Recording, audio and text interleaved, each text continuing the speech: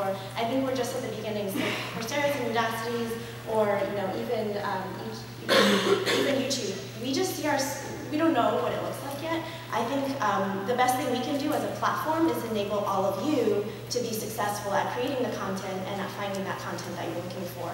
So I love the fact that there's a huge spectrum of partners that I work with and that there's a huge spectrum of content out there. You can go to Khan Academy and learn, one by one what the process is for learning algebra.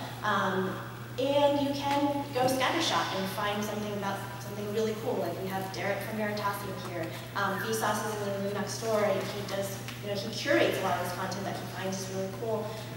So I guess what I'm saying is I would love for you guys to go and find what you're passionate about and what you're interested in learning about on YouTube. And if you don't find it, I would love for you to go out and create it. Because there is, I think, outside of academic curriculum, there's so much to what John was saying earlier about just being a thinking human being, and not just leaning back and watching a lot of, I work for YouTube, so I can't say bad things about other kinds of content out there, but you know what I'm talking about.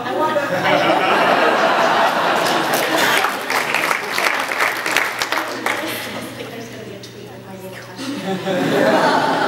attached. You can trust this room. But I would love for there just to be this amazing ecosystem that you guys go and create and share with your friends, because outside of what I'm saying, the academic piece of it, education is so much broader than that, There's cultural education.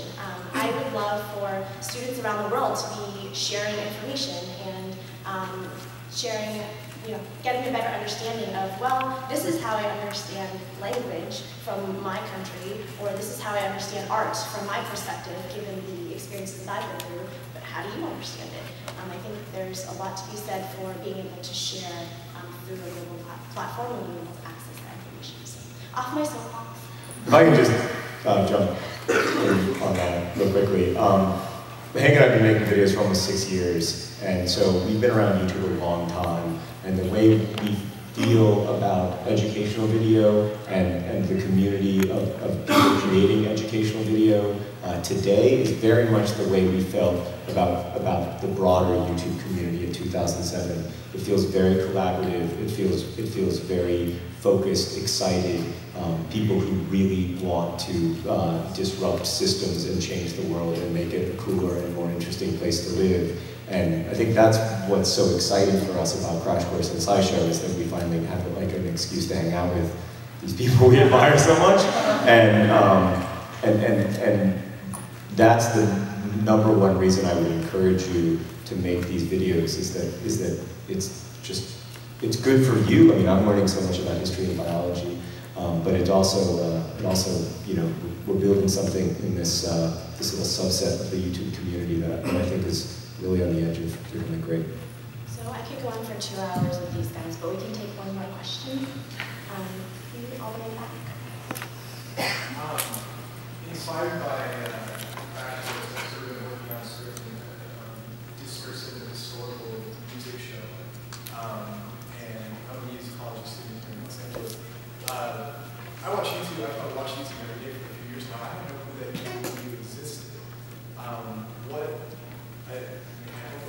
Everyone wants to know this. What is it? And what is that process of gaining support? Is it similar to the partner program, or is it next program? I'll answer that really quickly, and then you guys can ask the question of the panelists, because it's probably what you're prepared here. So this is YouTube EDU. I've only been at YouTube for 2 years, so don't feel bad. YouTube EDU actually originated just as a portal to access university content. And when I came on board, we said, hey, there's all this other great content out there. It should have its own theme all over the place. So if you go to youtube.com/edu, you can access a set of channels. There's 800 channels today. We're hoping it will continue to grow beyond the 500,000 videos that it is. But you can apply to just actually go to youtube.com/edu, and there's like links to more information, or you can just search YouTube EDU Help Center. But you apply just as a regular partner, and then you can actually nominate yourself to be part of that corpus. It doesn't mean that you're a part of a separate part of YouTube. It's just one more way for you to be discovered. And then two other quick resources I just want to tell you is if you guys are really excited about these channels and you're a teacher, or I'm sure you all have teachers, you can tell them to go to youtube.com/teachers to find, we've actually curated videos against a lot of different classroom topics that they can use. And then youtube.com/schools, if YouTube is blocked in your school, go there for more information on how to unblock all the educational content. That's my plug, sorry guys. I just wanted to say really quick that, yeah, I think the big elephant in the room is that YouTube is often blocked in schools, and it's great that people are going and watching these videos outside of schools, and they're learning them because they want to, not because it's required, but that is something that people need to be aware of. And like, for example, I've started putting videos on iTunes just so people can download them and take them to school, or the teachers can use them in schools when it's blocked. Rest assured, I've never ever had a conversation with Angela in which I haven't complained about YouTube being blocked in schools, and we give them a hard time about it, and they are doing stuff about it. So I hope they ultimately succeed, but they are working on it, I do know that. Yeah, to be fair, it's not Angela who's blocking it in schools. It's the schools, and it is annoying. So like you said, the passion thing, like that's what I did. I wanted to learn sign language, and I went out and I made series. And now happy when people use them, and I want to like create, but and I'm recreating them now because I know more of teaching myself and then putting it out there. So I want to know like the future of YouTube like entertainment is like networks. You see it everywhere, but like where is education going to be? Are they going to like make a bigger system with EDU or kind of that? So from a product perspective, we're trying to help make the educational content more discoverable and more easily found. But I guess there are, Khan Academy, I actually view it as the beginnings of the network, right? So they brought VidCon onto their faculty. They're working with Smart History. They're also constantly looking for talent on YouTube and off YouTube to join. And so it may not exist in the way that it does today, but there's networks like Mahalo that, they have lots of how-to content. You look like you want to say something. So I actually think that, again, education on YouTube is where music was, 5 years ago, 7 years ago. And we're really just at the beginning. So yeah, I would love it if networks popped up around educational content. There's universities that have their own sets of channels. You see, edX popping up with MIT and Harvard working together, lots of universities wanting to join them and work with them, but I think that is a gap. From, thinking about this from a business perspective, because, it'd be nice to have this stuff pay for itself and be able to keep creating it, and I'm sure you feel the same way. The idea of educational content paying for itself with advertising is just like insane in the normal entertainment space. I mean, most educational content on television is on PBS, and like Discovery has gone from being educational to being Swamp people. Yeah, is there anybody from Discovery in this room? I know they're at the conference, but sorry guys, cable's cable. And I guess Animal Planet can have Bigfoot on it, because people are animals. But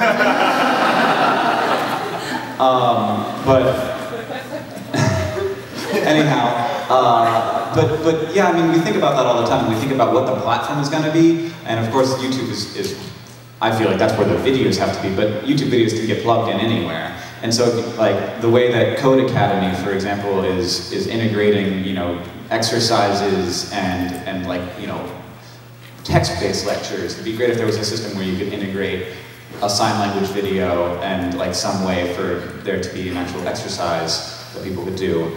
And like that kind of thing to think about, like what's the platform and how is that funded? And of course, educational content is generally funded by schools and by grants, not by advertisements.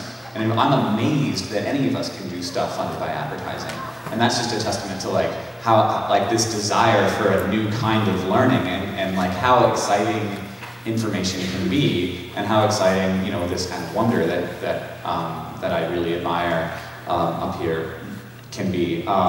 And so I feel like there's a better system than just like the let's get together and like have a core, we can increase our views and we can do better ad buys, and like I think if we think about it that way, then we end up creating content for advertisers and not for students, and for smart people. And students, I think that we should get rid of that word completely. I think that either we should just be people who, and everyone should want to learn, because we're people, right? So that, I just kept talking. So we're at the end of our time, but I would love to hear. Thanks a lot, Hank. I know we're going over, but I just would love to hear any last thoughts from you guys, where you would love to see us in a year, what this panel would look like, or what education would look like coming to, or just any last tidbits you want to share. Well, I've been into education-related panels this year at VidCon. They've both been standing room only, and I think that we need to have bigger rooms next year. The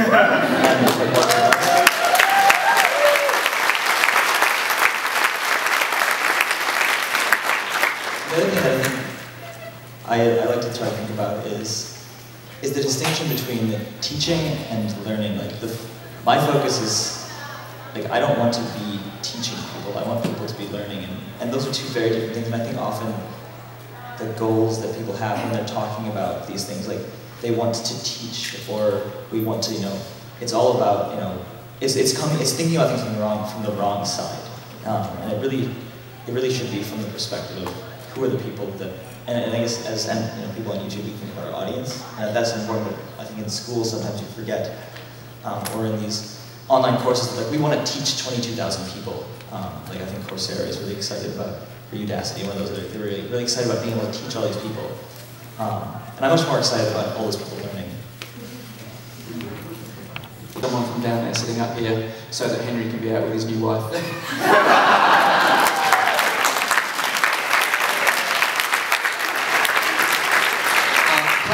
Kind of to that same point, like I really think that this panel should be as big as the audience is, because everyone has something to teach everybody, even if it's just your perspective of how you view the world, how you view an artwork, how you think about math, how you think about history. Like, just make a video, and just, even if it's just for your friends, it will be interesting. And then if your friends make a video back, and then another friend makes a video back about that, you have started a real classroom. And that everybody is, like, you probably have a webcam, you should give it a shot, just give it a shot. I agree.